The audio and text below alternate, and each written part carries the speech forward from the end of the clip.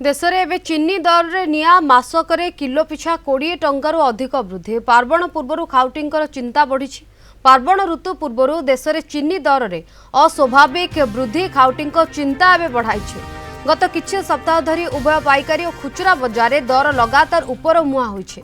केंद्र सरकार तथ्य अनुसार जुलाई 20 रे देश में चीनीर हाराहारी खुचरा दर किलो पिछा 48 टंका 18 पैसा थिबा बेले 20 रे यह 55 टंका 70 को वृद्धि पाई। अर्थात मात्र मासक मध्य किलो पिछा 7 टंका 52 बढ़ी। केतेक सहर रे दर जातीय हाराहारी ठारू मध्य यथेष्ट अधिक रही। कोलकाता रे केतेक बजार रे खुचरा चीनी दर किलो पिछा 70 टंका छुईंथिबा बेले पंजाब अमृतसर रे यह प्राय 65 टंका रे बिक्री हेउछि। चीनी दर वृद्धि पछरे एकाधिक कारण रहितबा केंद्र सरकार कहिसंते। देश में चीनी उत्पादन पूर्व आकलन ठारू कम हेबा एहार एक प्रमुख कारण। प्रारंभ में उत्पादन प्राय 343 लाख मेट्रिक टन हेबो बोली आकलन करा जाउथुवा बेले परवर्ती समय रे यह प्राय 306 लिमिट को ह्रास पाइबार आकलन करा जायछे।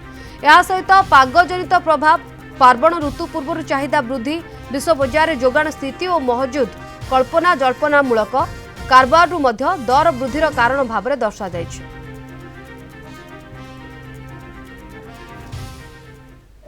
कटकर मालगोदाम होची राज्यर अन्यतम व्यावसायिक पेंठस्थली और अनेक जिलार जो रिटेल व्यवसायी माने अछंती, खुचरा व्यवसायी माने अछंती, से माने ए मालगोदाम उपरे निर्भरशील विभिन्न प्रकार सामग्री पाई।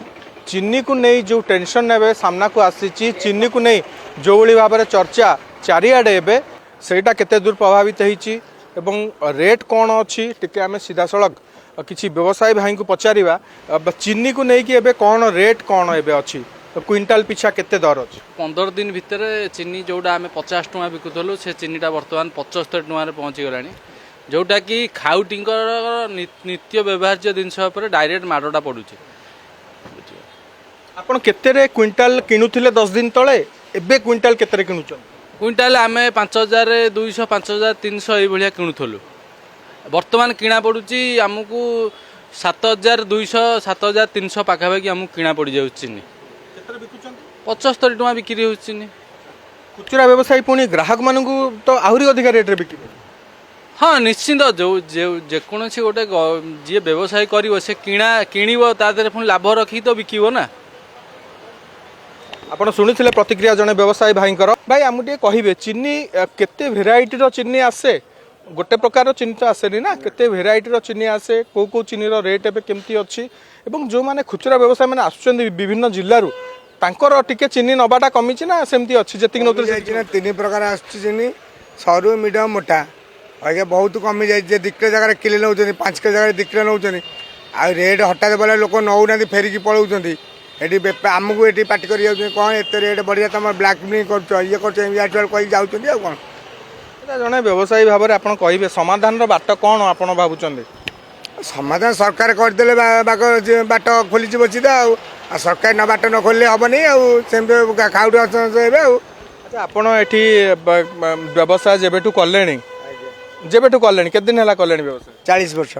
40 वर्ष भितर चीनी जेमती एबे बढ़ी आगुर केबे बढ़ी ना ना बढ़ी नहीं।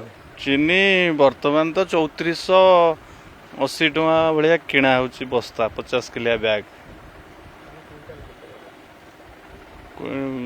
आमको पाखापाखि 70 टଙ୍କା भाया चीनी किणा पड़ला। आम तो जेहेतु बेपार करचु एमती टंका 2 टଙ୍କା रखिकी तो दबा बिके बाध्य।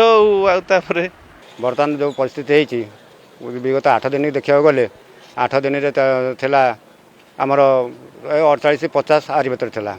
बर्तमान हठात चीनी रेट आसिक पहुँची गला 71 टଙ୍କା। बर्तमान आजिका मार्केट रे 71 टଙ୍କା 50 पैसा केपिआर ब्रांड। तेणु बर्तमान बहुत समस्या आम सम्मुखीन होबे सुधा एथिरे परिवर्तन हबो। ए स्थिति रे ए उत्तर काहारी पाखरे नाही एवं समस्त अपेक्षा करिसेंती जे सरकार कौन पदक्षेप नौचंती आकु नहीं। कटकरू वीडियोग्राफर स्वयंश्री महांती जय महांती, कलिंग टीवी।